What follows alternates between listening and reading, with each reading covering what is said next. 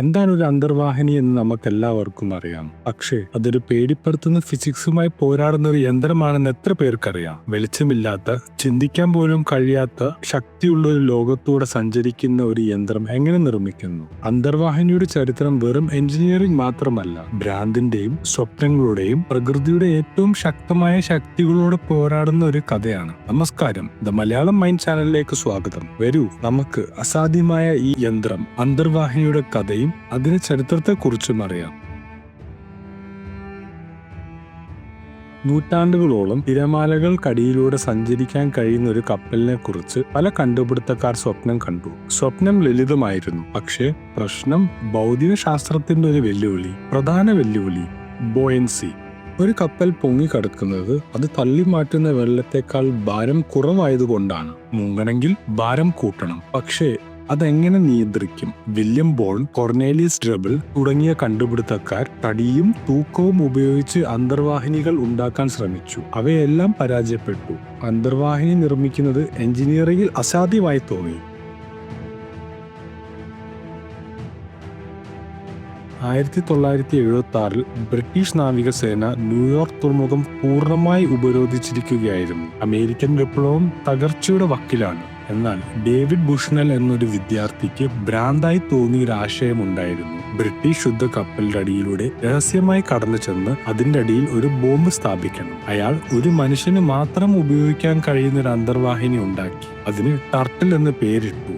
September 7 ധീരനായ ഒരു സൈനികൻ, സർജന്റ് എസ്രാലി, അതിനുള്ളിൽ കയറി. ഏതാനും മണിക്കൂറുകൾക്ക് മാത്രം ഉപയോഗിക്കാൻ കഴിയുന്ന വായുവും കൈകൊണ്ട് തുഴയുന്ന പ്രൊപ്പലറും മാത്രമുള്ള അയാൾക്ക് ഒറ്റ ലക്ഷ്യം മാത്രമേ ഉണ്ടായിരുന്നുള്ളൂ: ചരിത്രം മാറ്റിമറിക്കുക.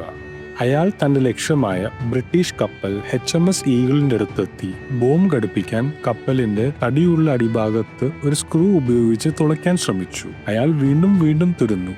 പക്ഷേ ഒന്നും നടന്നില്ല. കപ്പലിന്റെ അടിഭാഗം ഇരുമ്പ് പ്ലേറ്റുകൾ കൊണ്ട് ഉറപ്പിച്ചിരിക്കുകയായിരുന്നു. അക്കാലത്ത് അതൊരു രഹസ്യ പ്രതിരോധമായിരുന്നു. ശ്വാസം കിട്ടാതെയും ക്ഷീണിച്ചും അയാൾക്ക് ആ ജോലി ഉപേക്ഷിക്കേണ്ടി വന്നു. ബോംബ് ഉപേക്ഷിച്ച് അത് വഴിമാറിപ്പോയി സ്ഫോടനം സംഭവിച്ചു. ഈ മിഷൻ ഒരു കംപ്ലീറ്റ് ഫെയിലിയർ ആയിരുന്നു. എങ്കിലും ഈ പരാജയം വെള്ളത്തിനടിയിൽ ഒരു യന്ത്രത്തിന് പ്രവർത്തിക്കാൻ കഴിയുമെന്ന് തെളിയിച്ചു.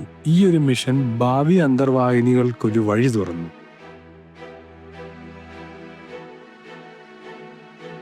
രണ്ടാം ലോക മഹായുദ്ധത്തിന്റെ അവസാന മാസങ്ങളിലേക്കും നമുക്ക് പോകാം. കടലിന്റെ അടിയിൽ നിശബ്ദ യുദ്ധം അതിന്റെ മൂർധന്യ അവസ്ഥയിലായിരുന്നു. 1945 ഒരു തണുത്ത ദിവസം ബ്രിട്ടീഷ് അന്തർവാഹിനിയായ HMS വെഞ്ചൂറർ ഒരു രഹസ്യ മിഷനിലായിരുന്നു. ലക്ഷ്യം യുദ്ധത്തിന് ഗതി മാറ്റാൻ കഴിയുന്ന ഒരു രഹസ്യ ചരക്കുമായി പോകുന്ന ജർമ്മൻ അന്തർവാഹിനിയായ U-ബോട്ട് U-864. ജർമ്മൻസ് വേട്ടയാടപ്പെടുന്നുവെന്ന് മനസ്സിലാക്കി U-ബോട്ട് കമാൻഡ് രക്ഷപ്പെടാൻ വേണ്ടി അതിവേഗം സഞ്ചരിക്കാൻ തുടങ്ങി. അടുത്ത 12 മണിക്കൂറോളം 2 അന്തർവാഹിനികളും കടലിന്റെ ഇരുട്ടിൽ മരണം ലക്ഷ്യമാക്കി ഒളിച്ചുകളി നടത്തി. ബ്രിട്ടീഷ് നേവി അവരുടെ ശ്വാസം അടക്കി പിടിച്ച് സോണാറിന്റെ ശബ്ദത്തിൽ കാത്തിരുന്നു. ഇത് ചരിത്രത്തിൽ അതുല്യമായ ഒരു നിമിഷം സംഭവിക്കാൻ പോവുകയാണെന്ന് ആരും അറിഞ്ഞില്ല.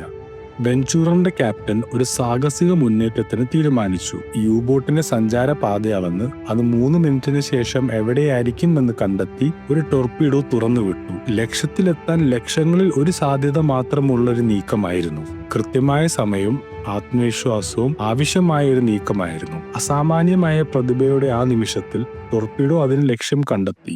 U-864 ടോർപീഡോ പതിച്ചു. അത് വലിയൊരു സ്ഫോടനത്തോടെ കടലിനടിയിലേക്ക് താഴ്ന്നു. ഇതാണ് ചരിത്രത്തിൽ ആദ്യത്തെയും അവസാനത്തെയും ഒരു അന്തർവാഹിനി മറ്റൊരു അന്തർവാഹിനിയെ ആക്രമിച്ച് കടലിലേക്ക് മുക്കുന്ന കഥ.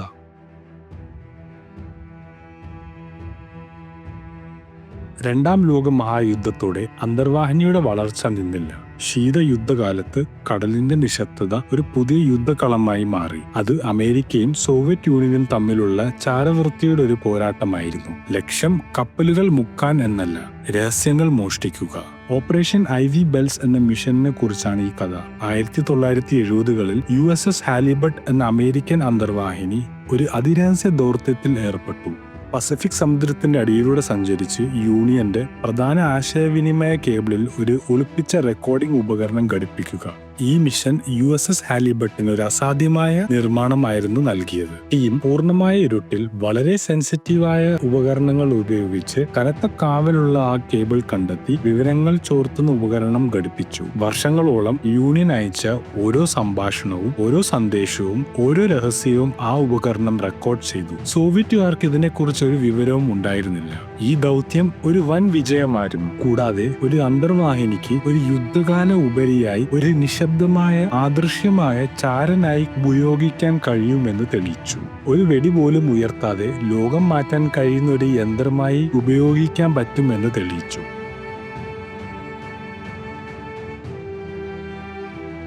ഒരു മരം കൊണ്ടുള്ള ബോട്ടിൽ പരാജയപ്പെട്ട് ഒരു പദത്തിൽ നിന്നും ലോകത്തെ തന്നെ മാറ്റാൻ കഴിയുന്ന ഒരു ചാരനിലേക്ക്. അന്തർവാഹിനിയുടെ ഈ യാത്ര മനുഷ്യന്റെ നിശ്ചയദാർഢ്യത്തിന്റെ ഒരു അടയാളമാണ്. സമുദ്രത്തിലെ ആഴങ്ങളിലുള്ള നിശബ്ദമായ ലോകത്തെ കീഴടക്കാൻ ധൈര്യപ്പെട്ട വ്യക്തികളുടെ കഥ. അവർ പരാജയപ്പെട്ടു, പോരാടി, പുതിയ കണ്ടുപിടുത്തങ്ങൾ നടത്തി. അങ്ങനെ അവർ എഞ്ചിനീയറിംഗിലെ അസാധ്യമായ ഒരു നേട്ടം നേടിയെടുക്കാൻ മാത്രമല്ല, ഉരുക്കും സ്വപ്നങ്ങളും കൊണ്ട് നിർമ്മിച്ച ഒരു നിശബ്ദമായ സാമ്രാജ്യം സൃഷ്ടിച്ചു. ഇതാണ് അന്തർവാഹിനിയുടെ ചരിത്രം. ഈ വീഡിയോ ഇഷ്ടപ്പെട്ടാൽ നമ്മുടെ ചാനൽ സബ്സ്ക്രൈബ് ചെയ്യാൻ മറക്കരുത്. വീഡിയോ ലൈക്ക് ചെയ്യുക, കമന്റ് ചെയ്യുക. അടുത്ത വീഡിയോയിൽ നിങ്ങൾക്ക് എന്തിനെക്കുറിച്ച് കേൾക്കാൻ ആഗ്രഹമുണ്ടെന്ന്.